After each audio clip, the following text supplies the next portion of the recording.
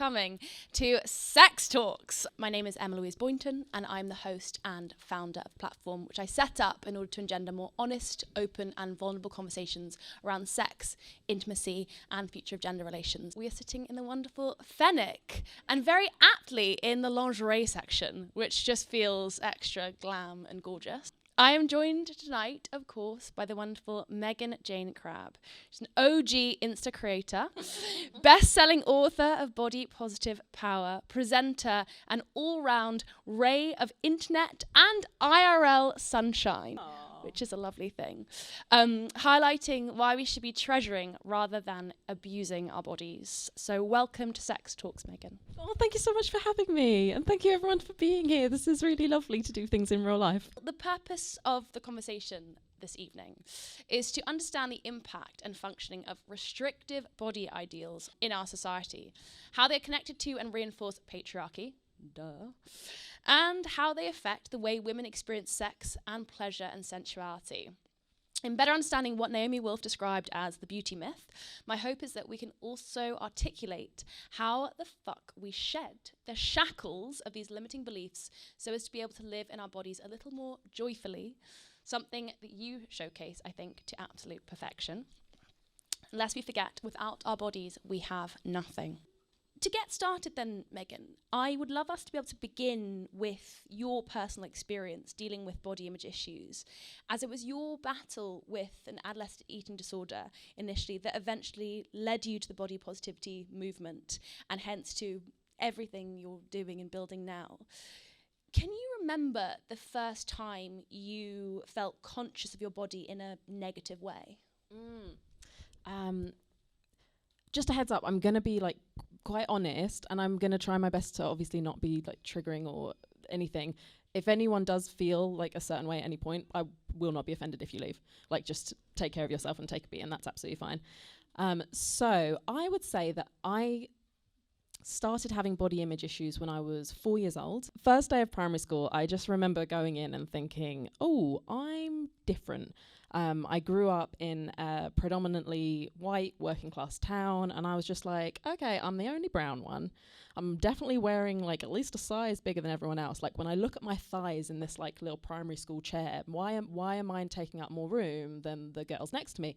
And of course, anytime you notice something different, for me at least, different means wrong. Different means you're the problem. Different means you should change that.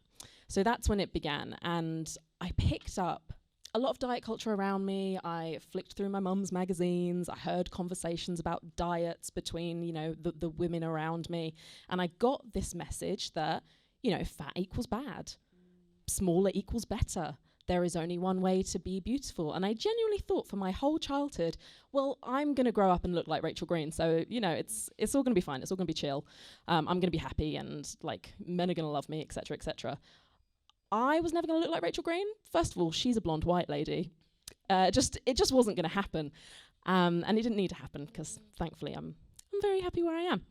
So that's when it started. And I started dieting, so about 8 or 9 years old. And it was when I was 14 that I was diagnosed with anorexia nervosa, which, isn't just a diet gone wrong. Obviously, there's so many layers to eating disorders. There's so many factors that we have to weigh in. But pretty much every eating disorder starts with a diet that gets out of control. And I took a couple of years to kind of claw my way out of that. And it wasn't until I was 21 that I genuinely started to heal my body image issues. And that's because I stumbled across the body positive movement. Thank you so much for sharing that and for sharing such a kind of personal insight into a struggle I know so well. It was so interesting reading up into kind of your past, everything you've gone through. I similarly had an eating disorder that started exactly the same age, or around kind of 12, 13. And I remember the first time I felt negatively around my body was probably about 7 or 8. And it was, having lots of friends who were little pin children and not having that same washboard abs that I saw S Club 7 rocking. All the posters in my room had celebrities and pop stars who I idolized, and they all looked exactly the same from a body perspective. And I didn't look like that growing up. I had gorgeous puppy fat, which is what children have. And I remember the beginning of the self-loathing that started at around 8 years old, and then trying on a bikini, which I probably shouldn't be really, wearing a bikini at 8 years old anyway. And it didn't fix, it was too small. And I remember just looking at my reflection and hating myself so much, because it felt like these kind of roles that I had felt like a point of failure, they felt like a point of difference, they felt like something I'd done wrong. And I just think, looking back on that and hearing you say the same thing, at 8 years old, at 5 years old, how we could possibly, but I think it shows the intensity of the toxicity of the very narrow body image ideals that we have societally, that we could at such a young age have inculcated so successfully those ideals. Can you just, going back momentarily, because I definitely want us to go into the body positivity movement and the impact it had on your life, but just going back, do you remember that point at which those negative ideas around your body, that feeling of being different, when that when you kind of took action on that, when that turned into something where you were like, right, I'm gonna, begin restricting myself, I'm gonna begin to actually... I remember dipping in and out of these diets, but telling my mum that I was just really concerned with being healthy, because it was also such a shameful thing. I was never gonna go home and say to my parents, I hate my body, I want to lose weight. Like, it was this, it's so bizarre, because it was like this universal thing that we're all taught, but we don't talk about it. It's just, you carry it in yourself and you feel ashamed and you fix it because you're the problem. And I had learned that before I was 10 years old. So I just, tried to low-key be like, oh, I'm being healthy, or I'm just going to cut out this, or I'm just going to cut out that. And, it just got more and more extreme, and it was never enough. And I think the thing as well, but anyone who's experienced a restrictive eating disorder knows, is that it does give you a similar feeling to what an addiction would, and it does give you those kind of chemical highs. Like, extreme hunger can give you this kind of floaty feeling, and I can do anything because I can, I have so much willpower and I can restrict so well, and so it can become incredibly addictive, and it's never enough. I think you described it so poignantly and perfectly there, because fundamentally you're kind of chasing an ideal of kind of perfection that isn't real, that it's because there's no amount of losing weight makes you happy. That's the thing you realise. And I wrote about reflect on my eating disorder recently, and wrote about it as though it's kind of, you build this mental cage, and all the steps that you go through when you begin to restrict some food, then you begin to hang out with your friends less because they feel actually quite uncomfortable hanging out with you because you no longer look the way you did, and then you stop going out as much. Then perhaps you're at school, you withdraw a little bit, and in this process it's like kind of you put up these pillars in your mind, and then one day, I remember so clearly, I feel like I looked up and I had no idea how to get out of this cage which I'd built for myself. And I was so young, and I thought that I was gaining control over my unruly body and my, unruly life. And I thought that if I could just tame my disobedient body, then I would be free. And what I didn't realise was that I'd lost all my freedom, and I was in this mental cage that I could no longer get out of. So the way you described that, I think, just resonated so much there. What did losing weight represent for you at the time? It just didn't feel optional. There was the voice of my eating disorder was so loud and so convincing that I just didn't feel like I had a choice. And we've spoken about this before. It's the fact that when you slip into that eating disorder, it's not like you're making the conscious choice, because it almost feels like it's not you. I had a friend in recovery who told me that she literally felt like another person was following her around and covering her mouth every time she tried to eat. You feel just so not in control, and yet the eating disorder is telling you that you are in control because you're doing really good and you're restricting and you're listening to the eating disorder, and that's really good. And it's all this illusion. In terms of that idea, is that you kind of feel like you lose control and it becomes kind of a non-optional thing anymore, and you're kind of in this mental cage. Can you take us back then to, I know you kind of you got professional help for what you were going through at the time, and I guess on a outside perspective, got better, as they would be describing in a kind of medical sense. When you went through something similar, you kind of tick a few boxes, essentially, from the perspective of medical professionals. And so you got better, to describe, but it was quite a few years before you were then before you found the body positivity movement and the kind of mental shift really happened. Can you tell us a bit about what your relationship was like to your body during those years? It's a strange one, because the medical system, and I think to an extent our cultural understanding of eating disorders and recovery, is still so determined by weight. And if you have an eating disorder and you lose some weight, then you can get help. And then if you put it back on, you're fixed. Like, you're better, it's all done.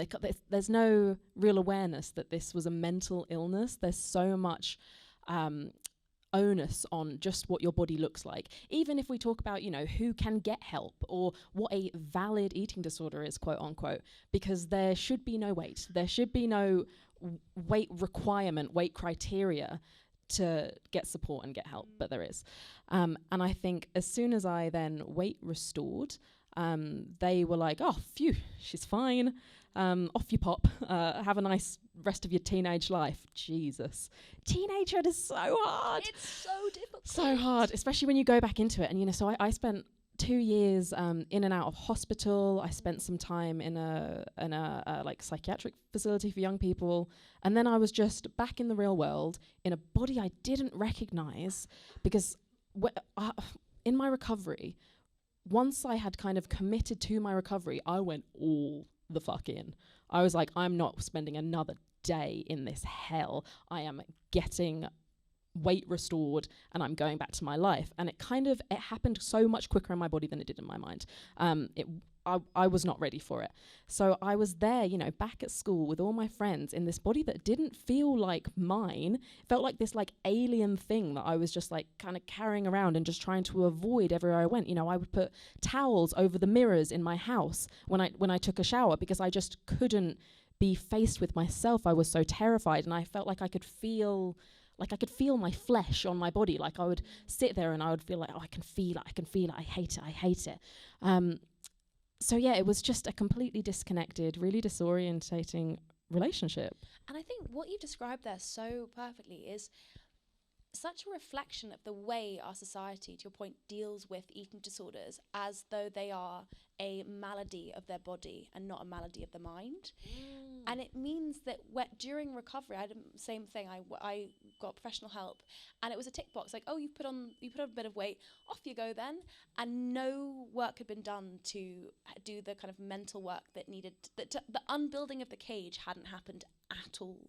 Did you know that one of the first treatments for eating disorders, I think it was in like maybe the 1700s, the 1800s, they would literally just wrap up the patient in cotton wool. They would, like, you'd be in hospital and they would just like pack cotton wool around you, and that was the treatment, because they thought the body is like so weak. What was the success rate of the cotton wool method? Something tells me it wasn't too effective. It doesn't work that well, but it's so true. And I think there's still I've interviewed quite a few therapists and kind of somatic practitioners around eating disorders and connection to sex, and so many people have said the same thing to me, that we still have this almost kind of commitment to kind of Kantian duality when we see body versus mind, as though they're not inherently connected, which of course they are.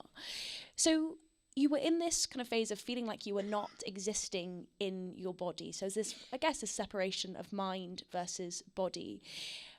You then discover the body positivity movement, and where professional treatment had, they'd done something, had kind of helped you on a physical perspective perhaps, but not that kind of inner kind of mental work that was so needed. What was it about the body positivity movement and the people that you found in that space and the messaging that you found in that space that proved to you so cataclysmic to your recovery? So this was, I want to say maybe 2015. And I was using Instagram to follow Kardashians and fitness models. Don't know if anyone's still doing that. Don't recommend it. All? Yeah. A bad time. A bad time. The befores Hopefully. and afters. Yeah. We've all moved on, hopefully. And I literally, like, accidentally, through some hashtag or other, stumbled across this small group of people of all shapes and sizes saying, I'm not dieting anymore, I don't hate my body, I'm okay with the word fat and I'm going to live my life. And I had never heard someone seriously saying that. There had been, you know, like fat sidekick characters in films, or like a joke, like Fat Monica, basically. But there was never an example of like, no, I'm not thin and I'm actually happy and I'm not actively changing that about myself. So that was the first time, and I hated it at first. I was so repelled because at the time I was on like the final big diet. I was on like I'm nearly at my goal. I'm nearly at the weight where I'm going to be happy forever and everything's going to be perfect. And then I stumbled across a bunch of fat people saying they were happy, and I hated it because I was like, no, you can't be right. Look at how hard I've worked. I'm finally nearly at that number. So what I actually did was ignore that body positive movement, and I just tried to keep on dieting. And then I hit the holy grail weight. And I vividly remember like standing on my bathroom scales, looking in my bathroom mirror and thinking, well, I still fucking hate myself. That didn't work.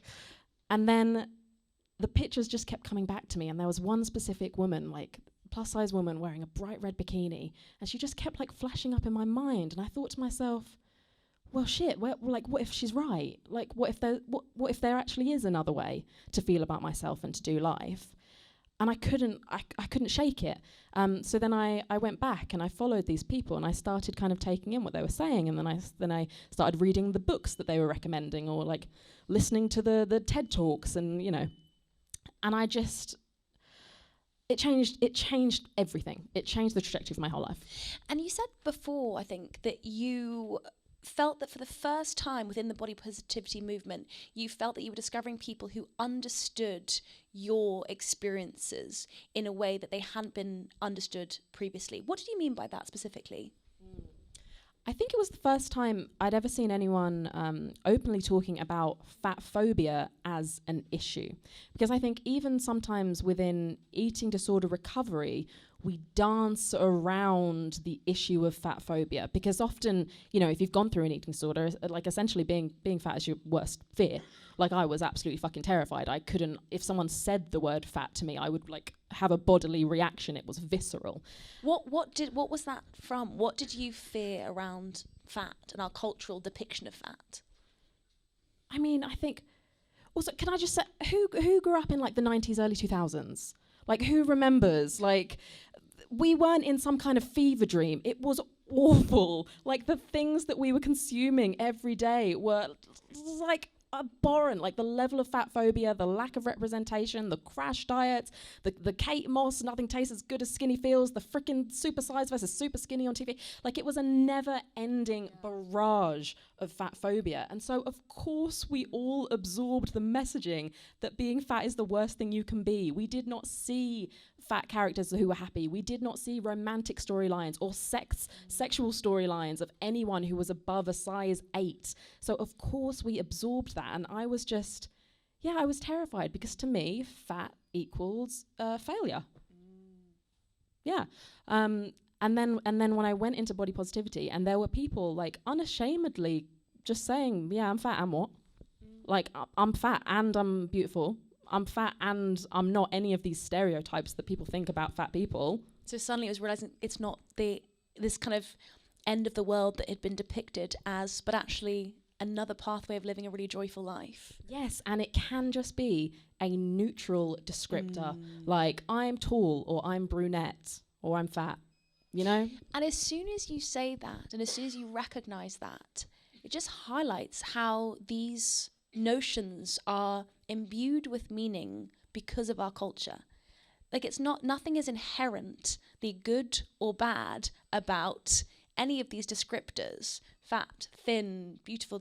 These are kind of subjective subjective ideas. It's culture that imbues them with meaning, and it's quite liberating when you realise that. Because I think, especially when you've grown up, to your point, whether you've grown up in the eating disorder or just in the toxic era of the 90s, it's actually really easy to just take these things as default. That there is a very specific kind of version of beauty that we have in our society, and that is that's what it means to be beautiful and successful.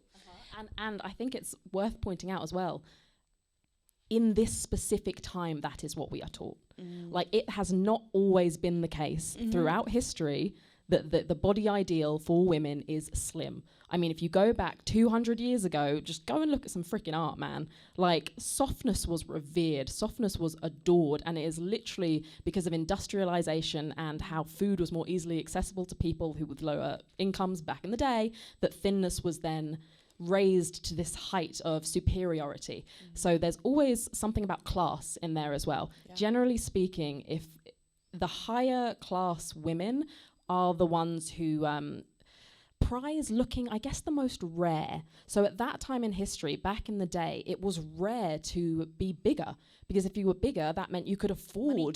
You had food, you had feasts, and that was that was prized. That was the beauty standard. And then it all changed when a wider swathe of people got access to more food. And that's how fickle it is. Now, in the last 100 years, even if you go back decade by decade, you can literally point to different beauty standards. You had the flappers in the 20s, you had the Gibson girl in the 40s, you had Marilyn Monroe in the 50s, you had Twiggy in the 60s, then you had like the stronger kind of supermodels in the 80s, and then you had Kate Moss in the 90s. And every single decade, it changes what we're supposed to be, what the standard is, and it is not an accident. It is completely intentional, because it makes a hell of a lot of money for the biggest industries in the world to tell us that there's always something different to be turning ourselves into. So perfectly put. Who here has read The Beauty Myth? Okay, so everyone needs to go home after this talk and read The Beauty Myth, because it's so brilliant. It's such a powerful piece of writing, and basically argues that throughout history we've seen, and particularly in kind of, just talking about kind of the latter half of the 20th century, we've seen a very specific notion of beauty, of what women should look like, get kind of, promoted within kind of magazines and kind of popular culture. And it's in order to get people to feel shit about themselves so that they buy products. It's a really good marketing tool. And women have been the ones who end up being on the kind of, the wrong side of this. We're the ones who get punished. And I just think if you create an idea, in women specifically, people generally, that you're not enough, we're kind of put into this frame of mind in which we're in this perennial state of becoming. We're always chasing this thing that we're not. We're always chasing, and that's what we said before, if I'm a little bit thinner, when I'm a little bit more beautiful, then life will begin. Which really, from a kind of capitalist perspective, it's when I bought this one more thing, when I've got this new diet pill, when I've got this new gym membership. And as you've articulated in your own story, and it definitely resonates with mine, you never get there. And so I think the state of being, therefore, to be a woman in a perennial state of becoming, is to not be living in your body, to be completely disembodied, to be living, there's a brilliant line in Mistress America in which Lola Kirk's character says to the psychic, well, if I'm not in my body, then where am I? Terrible accent. And she's like, well, psychic says that you're 5 feet to the left and unhappy. And I always remembered that line, because I thought, fuck, I think I've been 5 feet to the left and unhappy for a lot of my life by virtue of not living in my body. And what a goddamn waste. Megan, you've been doing this work since you discovered the body positivity movement. You don't do things in half measures. You went in and you went on the front line, and you've become just an incredible force to be reckoned with within this space. And I've obviously, through that, met a litany of women who I know have shared their experiences at various points with you. What have other women told you about their relationship to their own bodies? And what do you think this tells us about our kind of broader kind of cultural state when it comes to body image? I think what's been really interesting and like horrifying is that there's kind of no age limit. There's no specific, where you grew up, or like, we're all messed up. Like, this has reached all of us to some degree or another. And I have women who are like in their 60s and 70s messaging me and saying, oh, I've been struggling with this since I was 20 years old, but we didn't have anything before. Like, we didn't have any body positivity movement before. So this is really great that this is a thing now. And I just think, that's like 50 years of your life. You've been robbed. Like, you have literally, you've had your life stolen by industries and by a culture that cares more about making money and making you feel bad about yourself than like letting you live a full life. And that is horrifying. So I think, the overriding thing is that, this really is a communal experience. And I think that also means that it has to be a communal solution. I think we have to we have to cultivate this feeling of like solidarity and like, oh, we're all going through this. And, you know, that can be tricky to do, because I think especially amongst women, it's much, much easier to fall into the culture of competition. Because we have been taught to see each other as competition, particularly when it comes to beauty, because we've been fed this idea our whole lives that like beauty is a really scarce resource. If there is only one way to be beautiful, one way right up here at the top, then you've got to battle for it. Like you've got to climb all over everyone else to get to the top. And if someone's doing better than you, then she's the enemy. And let's think badly of her and let's put her down so that we feel better about ourselves. It is so easy to fall into that, and it's really, really hard to resist it. But I think one of the most effective ways of resisting it is thinking, okay, you've been going through the same stuff that I've been going through for my whole life, and you're just coping the best way you know how. You know, whenever I find myself getting that little envious demon voice in my mind of like a woman that I find very beautiful, I'm like, oh, actually, you look like that, but there's a good chance you still feel shit about yourself. Because you've absorbed everything that I've absorbed, and we're not in competition. We actually should be on the same team, and we should be fighting against the same thing. And that's a really fascinating point, because there has been, which I want to dig into a little bit more, because I know there has been some, I guess, backlash within the body positivity movement around who is saying what and who should be saying what within this space. And I know it's been accused at certain points of whitewashing, and specifically kind of on social media, and also of kind of being co-opted by women who aren't fat, to put it bluntly. And years ago, Lizzo came on, posted a video that went viral on TikTok, I don't know if anyone remembers, in which she said the body positivity movement has been co-opted by all bodies. And that was a problem, because the women who created this movement, namely a group of fat, queer, black women in the 1960s, were, she said, still getting the short end of the stick. They're still being shamed, ridiculed, and memed. Who do you think the body positivity movement is for? And can we have this...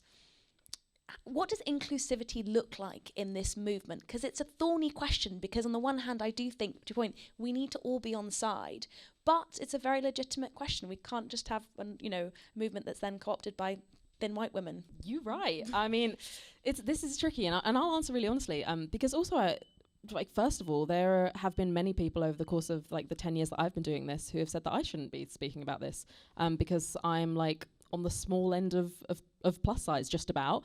And, you know, I am, I guess, to a lot of people, not too far away from the physical beauty standard, which affords me many privileges and literally means that people listen to me more, which is messed up. And I think it is so important for anyone who does have a platform who talks about body positivity to be aware of their position and the privileges that they have, and to use that to continue to like amplify other people, obviously, and look back and recognize where this comes from, because, you know, no one who's talking about body positivity, me included, have made it up. You know, this work has been going on for decades. Like Lizzo said, the Fat Underground were a radical group in the US in the 1960s who used to do things like crash Weight Watchers meetings, and like with like signs and like rebel against the system. And that's such a great image, isn't it? It's incredible. Yes, a lot of people trace the roots of the body positive movement back to them. So we should absolutely be, you know, giving reverence and learning from the people whose shoulders we are standing on. For me, body positivity, I think coming in from a space of having had an eating disorder, can't just be for fat people. It can't just be for thin people.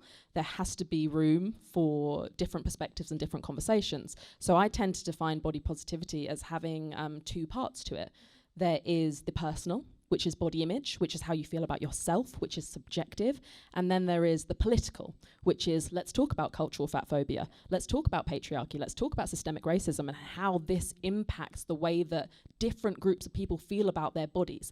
And I think when you bring those two together, that encompasses body positivity. And I think if you have one without the other, it's lacking. And I think, to your earlier point, creates the sort of divisions within women's movements that we just really don't need. That actually it's how do we get everyone to feel on side and be using their voice in kind of whatever way they can. Megan, this is obviously Sex Talks, so we have to talk about sex. So we've reflected throughout this conversation on I guess the disembodiment that occurs for so many women, arguably for, I'd say, most women, because of the narrow, restrictive beauty ideals that our society has. And as I said before, if we as women are constantly chasing something that we're not living fully embodied in the body that we have. We're living 5 feet to the left and unhappy. And I've been doing a lot of research recently into what that means for our connection to sex. And there's been quite a lot of fascinating, well, not enough, but some research in the past kind of 2 decades looking at the connection between body image issues and sexual dysfunctions. That can be issue around orgasm, loss in desire, arousal issues, etc. And body image issues are found to be just as much of a contributing factor to sexual dysfunction as performance anxiety, which makes perfect sense. If you hate the body that you're in, it's quite hard to be present when you're having sex. Sex is, lest we forget, a pretty embodied activity. I did forget that for about 20 years. To what extent, Megan, has your relationship to sex and to sensuality changed as your relationship to your body has evolved? Oh, massively. So I started having sex just as I was coming out of the other side of my eating disorder. And like I said, I was kind of plunged back into this like world with all my friends, and it was like school, teenage years, and everyone was like having their first experiences. And I was like, I need to catch up. I need to do all of this immediately. Let me find the first boy who's even remotely attracted to me, and let me try and validate myself through his wanting me. So I dove right in, and it was not good, largely because I wasn't present.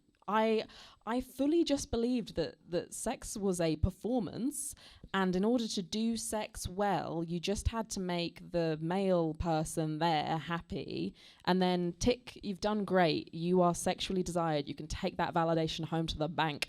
But it doesn't last long. Like it really doesn't last very long, and then you realize, oh, I feel kind of empty, and I don't know if I actually enjoyed that. Did I even really want that, or did I just want to feel wanted? And that's a really sticky thing. I did that for a really long time, and I would say I've only been unlearning that in maybe like the last 5 years, and a lot of that has also come from having more sex with people who aren't men. Don't know. I highly recommend it, guys. If not the first time that's been said in the Sex Talks podcast, it must be said. But I guess what you're saying there, Megan, if you've grown up feeling not at home in your own body because you felt at war with your body, it's something that you associate with pain, with shame, with all the negative feelings that come with body image issues.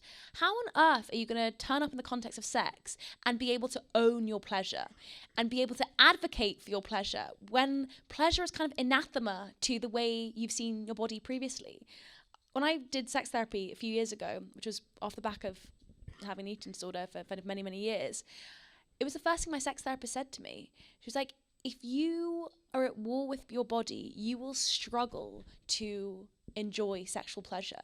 And it was when she said that, something like clicked, because I was like, that's so obvious, but I just completely neglected to think about that area of my life because sex is so pleasure focused, and I think pleasure can be something that you can kind of fear when you have an eating disorder for many years because it can be kind of scary and overwhelming, especially if you associate pleasure with food and then maybe with not losing control over food when you're it can just be, you can have a difficult relationship to pleasure.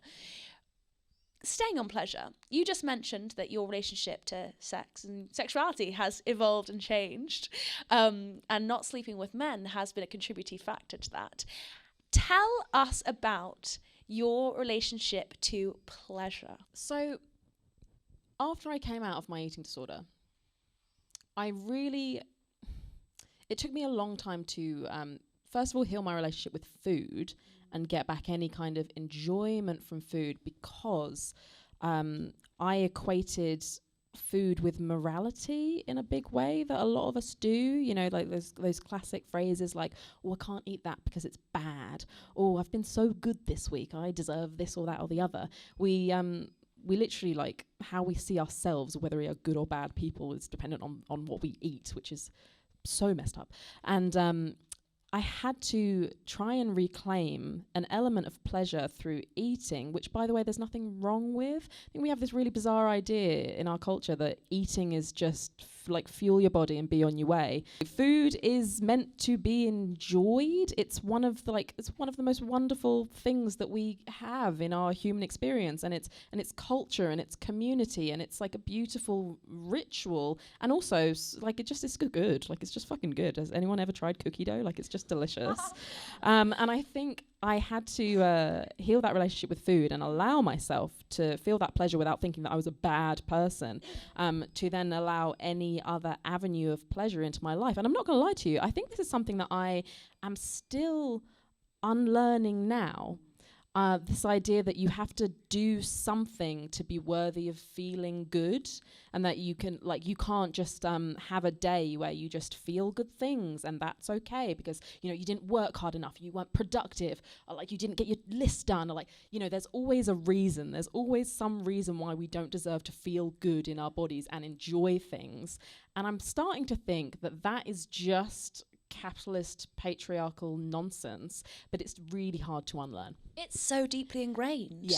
Even in the context of sex, you're like, oh, I've got to give you loads before I can get fingered. But no. You can just receive. I mean, God bless sex toys. God bless for sex. teaching Exactly. us that, it's all about pleasure, It's going to be all about you and all about your orgasm again and again and again and again. And then one more time for luck. Maybe not an appropriate question for this forum. What's your max out number?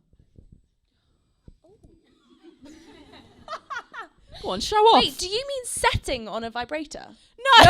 I don't know how fast it goes. I quite like the low setting because it allows me to have a more, mindful engagement. Yeah, that's fair. I meant number of orgasms. You meant number. Yeah, I'm really bad with multiple. Yeah, okay. I'm a kind of one-hit wonder. You're gal. a one and done. I'm a one and done. Yeah. I'm a one and fall asleep. Oh wow. Oh no, I'm at this stage of my life. Oh okay.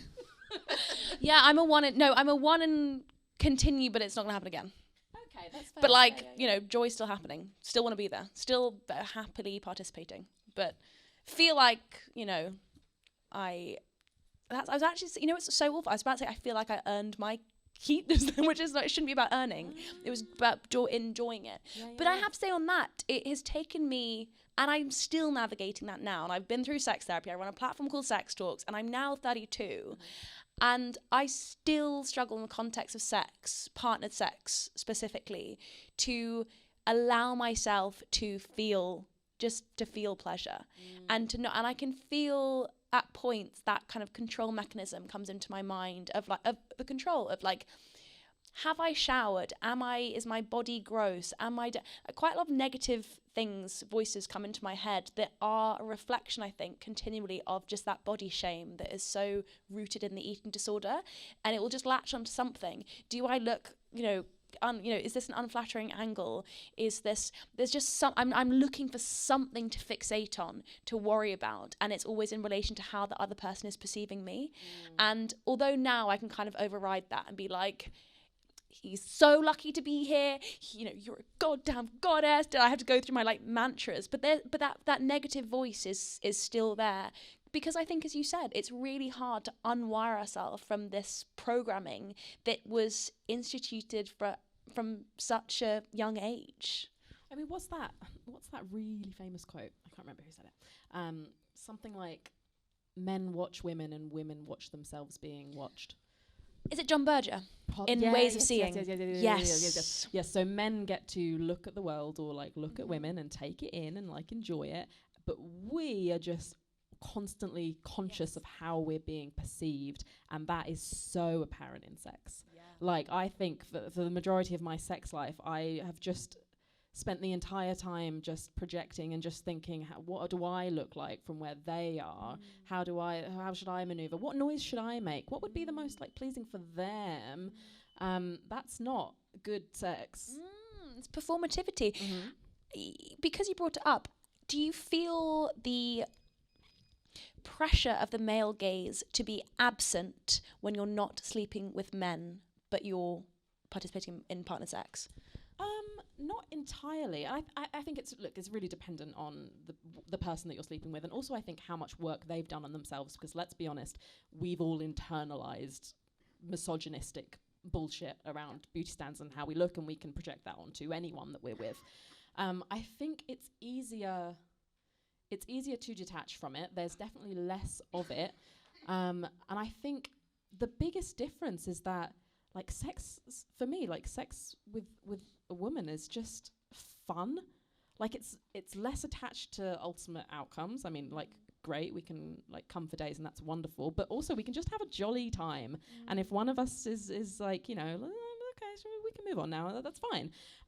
It's more playful, there's more laughter, there's more ease. You know, I don't spend any time, like, sucking my stomach in. I don't, like, shave anymore, and that's, like, absolutely fine, because guess what, we're mammals and we all grow hair, and, like, that's just another money-making scheme convincing us that that's a flaw and that's not sexually desirable. Razors rust fast is all I'm saying. They do. I think it's almost like they're made to, so They you are have to buy made another to one. Exactly. I'm on a constant razor purchasing spree. So yeah, it's very different, and I don't think, you know, this is not me saying, like, have sex with women and you'll never feel bad about yourself again, because, you know, everyone's different and everyone's at different stages of their unlearning. But it's been a game changer. Can I just ask, with that, did you feel it was having sex with women early on quite confronting, in that it revealed to you how you were having sex before, or showed you parts of how you were having sex before? Yes, and also I had sexual relationships with women when I was a teenager, but there was always a man present. And I just told myself, you know, this is all for him, this is all for the male gaze. There's nothing gay about this. I can lick a vulva, there's nothing gay about that. And obviously, there was probably something to inspect there, you know. It's probably something to think about. But at that time, like, I just couldn't, I couldn't open that up as a possibility. There was just no way. I saw myself as the straightest person in the world. So yeah, it took a while. And I would say that now I'm with a woman who is so wonderful, and she's also very blunt. So she's autistic, and she has ADHD. So she just says whatever comes to her brain. And when we started dating, she would kind of gently call me out when she sensed that I was performing for her, and she would be like, "Okay, you're wonderful and you're beautiful. I'm not a man." And I was like, "Oh, okay, good point. Maybe I can. Wow. Maybe I don't have to. Maybe I don't have to do that so much." And we were just having conversations before this started about lingerie. Yeah, lingerie is wonderful and lovely. But I used to have, like, this huge collection of lingerie that I used to bust out, like, every time I went on a date with a man. I was going to say a first date. Yeah, sometimes a first date with a man, just, like, underneath my clothes. It doesn't matter how uncomfortable it was, or if I, like, went home and had, like, welts on my body. I just thought that's part of the gig. Like, that's part of the performance, because he's going to really, really enjoy that. And now I just have this giant drawer of lingerie that I haven't worn in like a year. And my girlfriend was like, "Oh, babe, am I like?" So do you not? Am I doing something wrong that you don't you don't want to, like, wear this anymore? And I'm like, no, it's fucking wonderful that I feel so free that I don't feel like I have to, like, strap myself into some, like, lacy contraption every single time in order to feel sexually empowered. Occasionally, now and then, it's nice, but no, it's just freeing not to. How do you feel in your body now, then? I feel at home, and I don't think about my body that much, like, unless I am actively, like, writing something, you know, getting dressed maybe. It's not something that consumes my day to day, and I think that ultimately is the goal. I think there's a misconception that, you know, like body positivity is it's all about, like, loving your body and thinking you're, like, smoking hot all the time, and it's just not. It's actually just giving yourself the freedom to live your life without putting your entire value and all of your resources and all of your energy into monitoring your body and thinking about what your body looks like. It is granting yourself the knowledge that you are more. And that is the most liberating thing. And that's why a lot of people, I think, gravitate towards body neutrality more so than body positivity, which is fine. I'm interchangeable as far as I'm concerned. But yeah, I feel at home and I feel fine. And I wouldn't change my body. And it's this wild thing because I spent, so many years of my life thinking I would do anything. I would give anything. As soon as I'm old enough, I'm going to save up my money. I'm going to get so many surgeries. I'm going to change everything. And I can sit here and genuinely say to you, if someone gave me a magic button and was like, press that and you look like a Kardashian, I'd say, no, thanks. I'm actually good. I'm actually this body, bless her. She has stuck by me. This body has showed up for me every single day, regardless of all the horrible shit that I have put her through. I have hated her, I have punished her, I have starved her, and she is still here every day trying her best to allow me to experience this life. And that, at the very least, is deserving of some respect. If you can feel nothing else for your body, you don't have to love your body. You don't have to think your body's wonderful. You don't even have to, think, yeah, this is the body that I want. But at the very least, our bodies deserve some kind of respect because they are doing their best up against a culture that has been made to convince us to hate them, to turn us against them, to make us think that our body is the enemy when our body has always been our home. Oh, God, what a round of applause, Megan. That was what I needed to hear today and every day of my goddamn life. That is so true and that is so beautiful. And my sex therapist said to me, early on, she said, you get one. You got it. You got the one body. You ain't getting another one. Guess what? You don't get kind of an upgrade or an update at, a certain point. You're not with technology. You get one body. So she's like, you can choose, Emma. You can pick. You can stay at war with your body for the rest of your life. You can stay fighting it, hating it, in a battle with it, and miss out on all the things it can give you. Or you can decide to befriend that body. You can decide to make that body, as you so articulately put it there, you can make that body your home and you can delve into the depth and breadth of pleasure it has to offer you. And when she put it that like that, I was like, great. Bought myself a vibrator, turned up the notches and thought, let's go. Can I just have a huge round of applause for Megan? Thank you so much for being so brilliant.